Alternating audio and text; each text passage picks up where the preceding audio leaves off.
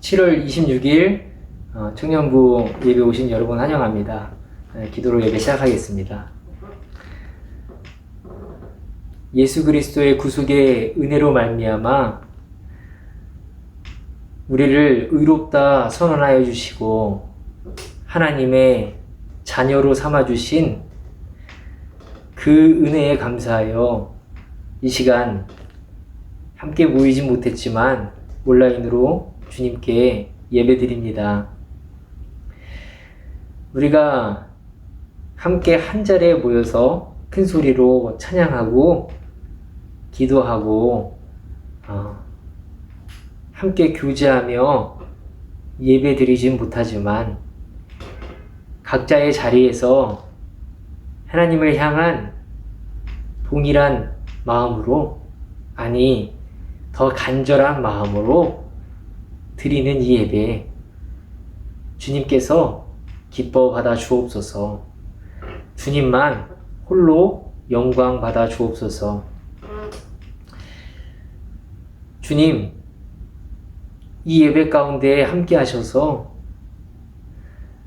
우리가 함께 들을 말씀을 통하여 또 깨닫게 하시고, 그로 인하여 새 힘 주시고 한 주간을 살아가는 청년들의 삶 가운데에 주님을 잊지 않고 하나님의 사랑을 느끼며 힘있게 살 수 있는 능력을 더하여 주옵소서. 주님, 전역하는 청년도 있고 또 입대하여 이제 군 생활을 시작하는 청년들이 있습니다. 주님께서 모든 청년들 가운데 함께 하셔서 입대하는 청년들 가운데에는 이제 시작되는 군 생활 가운데에서 지치지 않고 주님을 잘 의지하며 임기를 잘 마칠 수 있도록 도와주시고, 또 전역한 청년들에게는 이제 세상에 나가서 살아가는 때에 하나님을 잘 의지하고 게으르지 않게 하시고 부지런히 생활하여 하나님의 영광을 드러내게 하옵소서.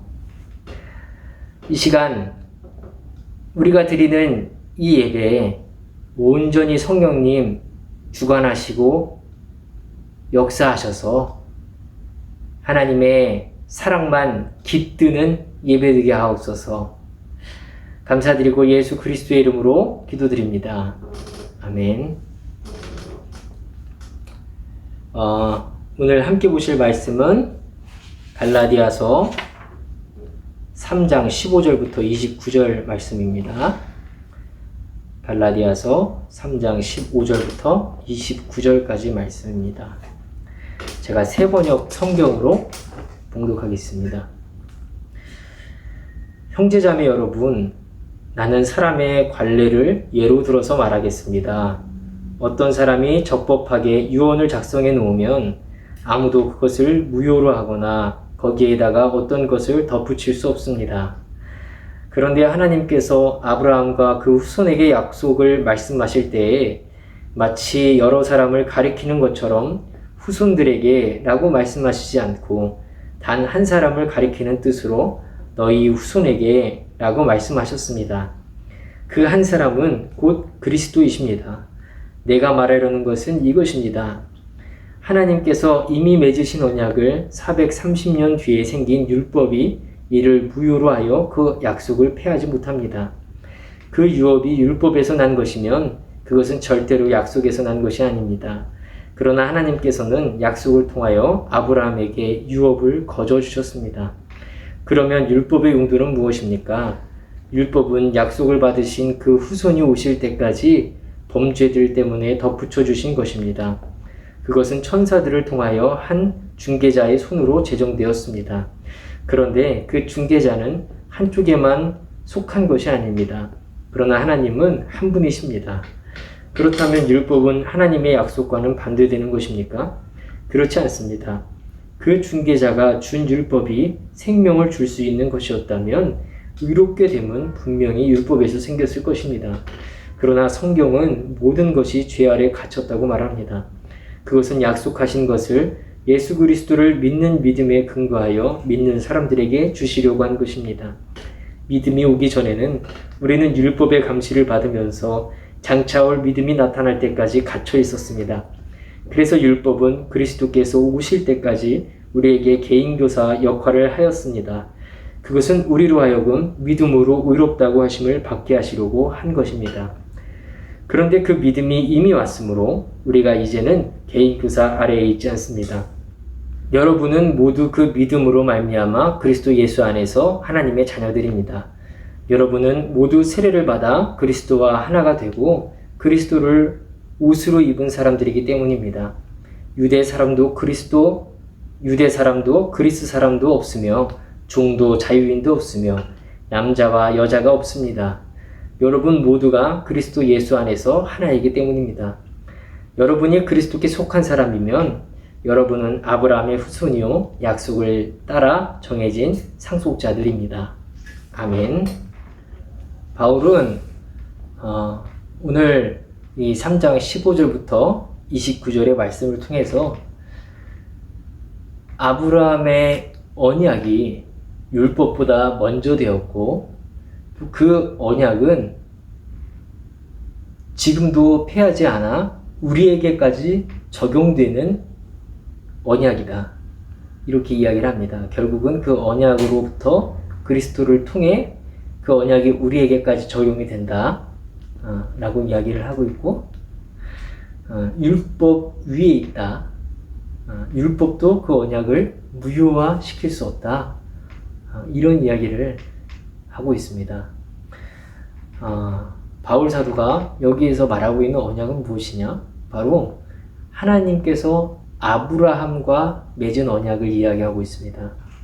하나님이 아브라함과 언약을 맺을 때에 이렇게 이야기를 합니다. 창세기 12장 7절 그리고 창세기 13장 15절을 보면 주님께서 아브라함에게 나타나셔서 말씀하셨다. 내가 너의 자손에게 이 땅을 주겠다. 그리고 창세기 13장 15절 말씀을 보면 네 눈에 보이는 이 모든 땅을 내가 너와 네 자손에게 아주 주겠다. 바울은 여기에서 이야기하는 이 하나님께서 아브라함에게 하신 약속을 이렇게 적용시키고 있습니다. 이렇게 해석하고 있습니다. 여기에서 하나님께서 아브라함에게 말할 때에 너의 자손, 너의 후손에게 이 땅을 주겠다 라고 했는데 여기서 말하는 후손이 복수형 후손들이 아니라 한 명을 가리키고 있다. 너의 후손 한 명, 그 후손 가리키는 그 한 명은 바로 그리스도다. 예수 그리스도다. 이 땅을 너희에게 주겠다 라고 한 것은 바로 아브라함에게는 그 현실적인 땅일지 모르지만 예수 그리스도에게 한 그 약속, 한 후손에게 주겠다고 한 땅은 바로 우리에게까지 적용이 되는 이야기인데 그 땅은 바로 하나님의 나라를 가리키는 것이라고 바울은 그렇게 해석을 하고 있습니다.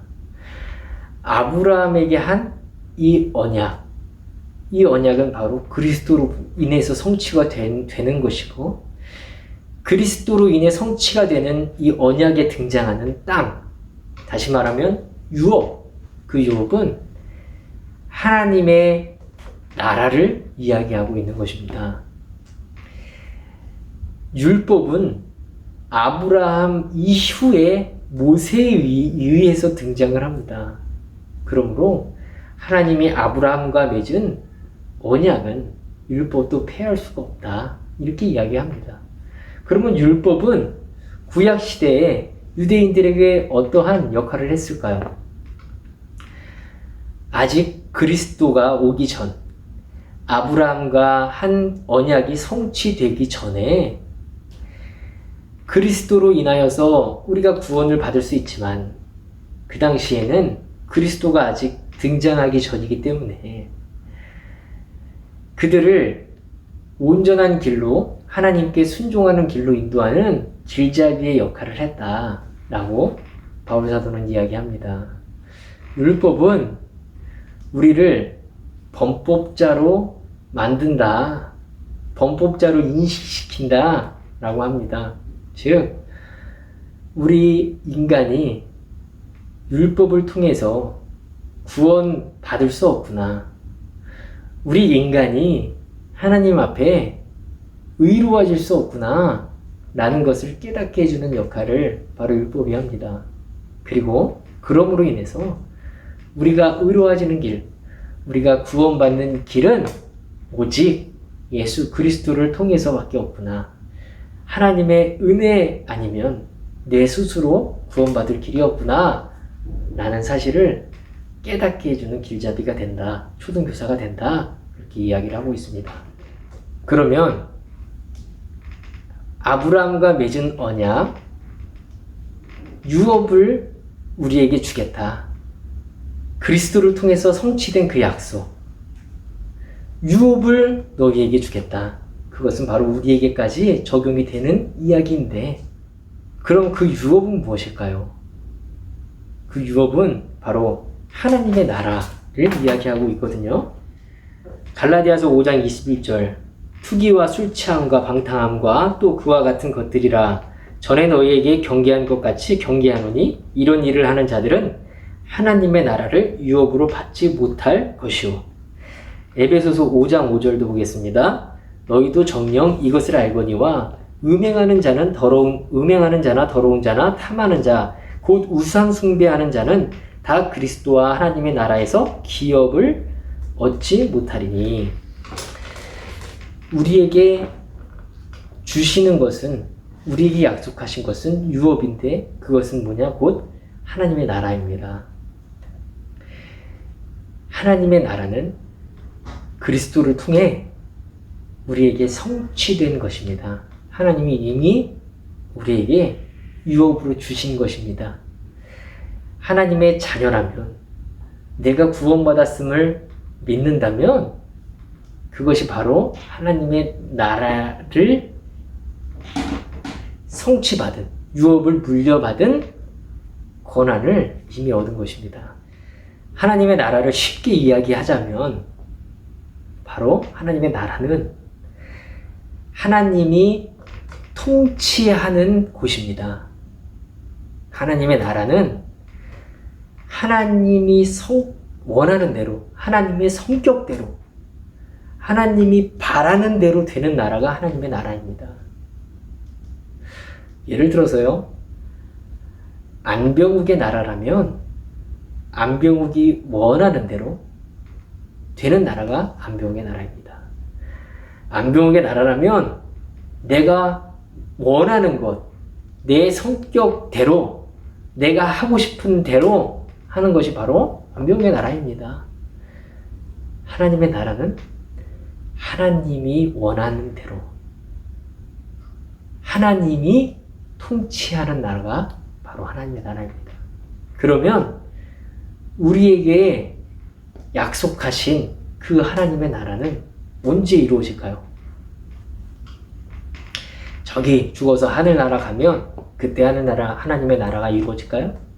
물론 그때는 완벽한 하나님의 나라가 우리에게 임하겠죠. 그러나 그 하나님의 나라는 이미 여러분이 믿음으로 구세주를 영접한 그때부터, 구원받았음을 믿음으로 확신받았을 때부터 이미 그 하나님의 나라는 우리에게 주어졌습니다. 현재 우리는 하나님의 나라를 이미 받았고 하나님의 나라에 살 권한을 받았습니다. 하나님이 통치하는 나라, 하나님의 원하는 대로 이루어지는 나라. 여러분의 삶은 어떻습니까? 지금 여러분은 하나님의 나라에 살고 계십니까? 세상의 나라에 속해 살고 있습니까? 지금 나의 모습을 한번 돌아보기 원합니다. 하나님의 통치하는 나라는 하나님과 교제하며 하나님께서 원하시는 뜻대로 사는 나라가 바로 하나님의 나라입니다. 우리 모두 하나님의 나라에서 살아가길 바랍니다. 이제 또 한 주가 시작됩니다. 어디에서 살아가시겠습니까? 세상 나라입니까? 하나님의 나라입니까? 기도하겠습니다.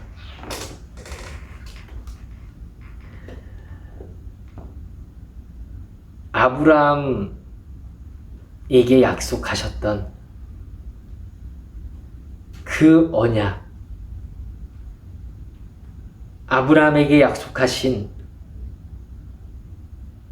그 언약은 예수 그리스도를 통하여 성취되었습니다.